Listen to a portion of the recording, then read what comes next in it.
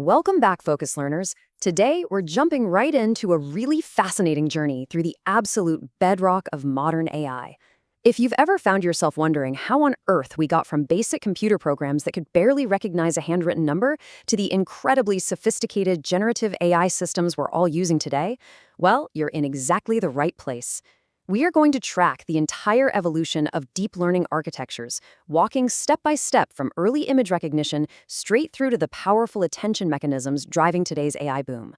And our whole explainer today is guided by a masterfully structured infographic that maps out this exact progression.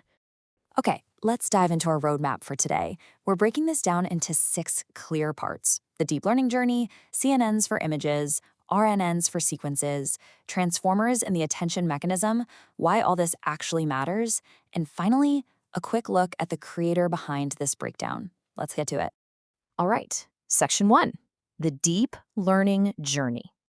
We aren't just looking at random tech today. We're tracing an evolutionary story of problem solving. It's like every time AI hit a brick wall, a new architecture was born to smash right through it. Take a look at the full scope of this timeline. The color palette here is basically our compass. Over on the left, in blue, we've got the CNN era. That's all about visual data. Then in the middle, in purple, we shift to the RNN era for sequential learning. And finally, on the right, bathed in teal, the transformer, the absolute powerhouse behind today's massive language models. This whole flow from blue to purple to teal, that represents years of relentless, brilliant innovation. Now, if we boil that massive timeline down to its absolute simplest form, we get this flow right here. Think of this as the backbone of our entire narrative today. AI started out trying to understand static images. Then the ambition grew. We wanted to understand sequences over time, which gave us the RNN. But as those sequences got longer and longer, we desperately needed a way to understand broader context. And bam, that directly sparked the transformer. Keep this natural progression in the back of your mind as we zoom in on each specific era. Section 2, CNNs and understanding images. So let's kick things off with our first major milestone, the blue section of our map. CNNs are, without a doubt, the undisputed champions of computer vision. This is the specific area of deep learning completely dedicated to understanding images. I mean, before CNNs, getting a computer to just recognize a cat in a photo was this monumental, almost impossible task. CNNs changed the game completely. This was really the moment deep learning made its massive, undeniable splash in the mainstream tech world.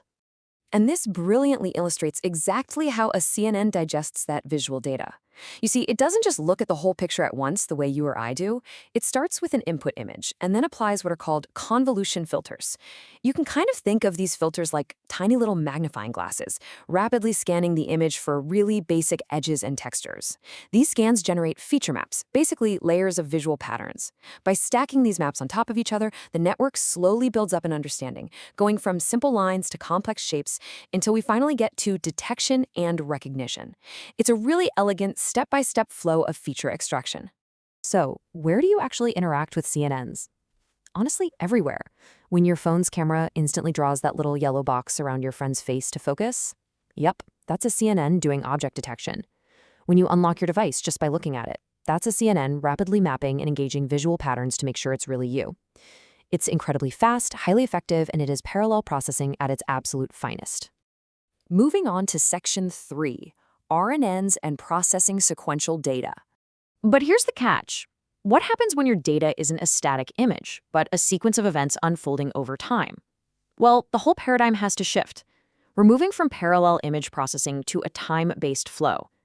Literally, memory flowing from one time step to the next. This is the beating heart of an RNN.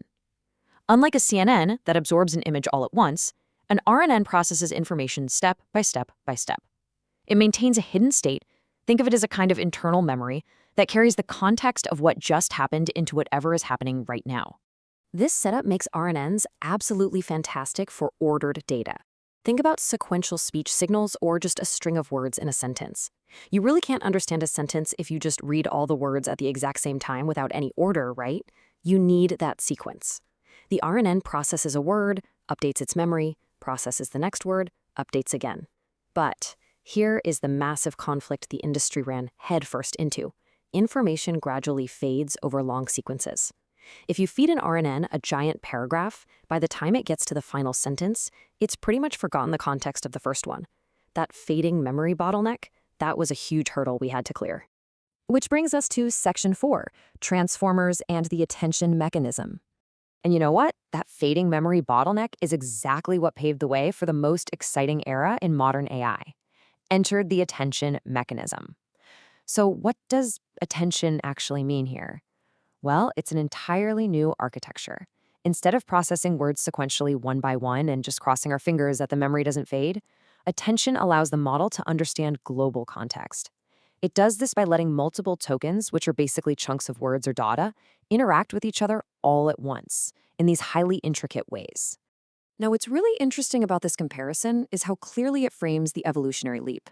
On one side, we have the glaring RNN limitation. Information gradually fades over long sequences. And on the other, the transformer's ultimate superpower, no sequential bottleneck. Because the transformer doesn't force data into a strict one-by-one timeline, it totally bypasses the fading memory issue.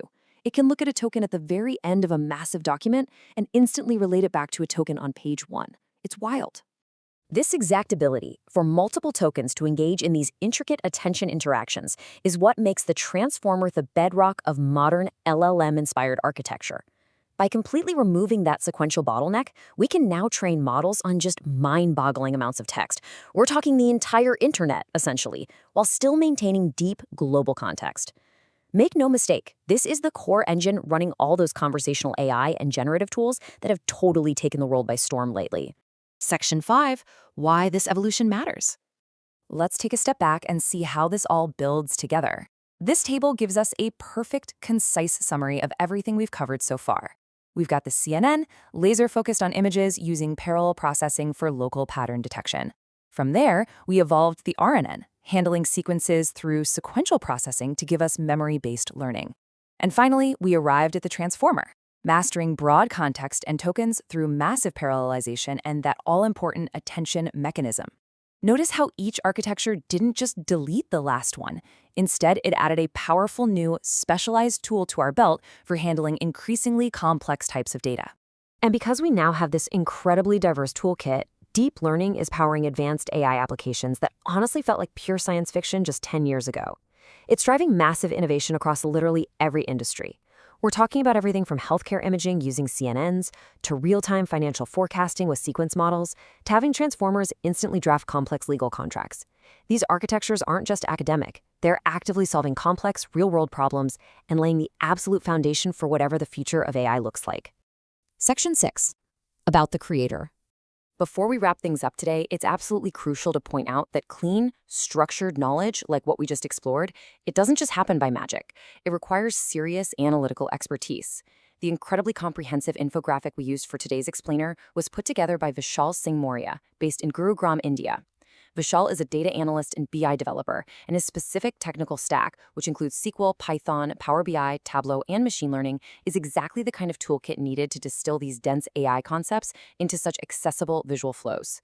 He's currently pursuing his MBA in data science, set to graduate in 2026, and is actively looking for roles where he can drive serious business impact with this kind of high-level analytical storytelling.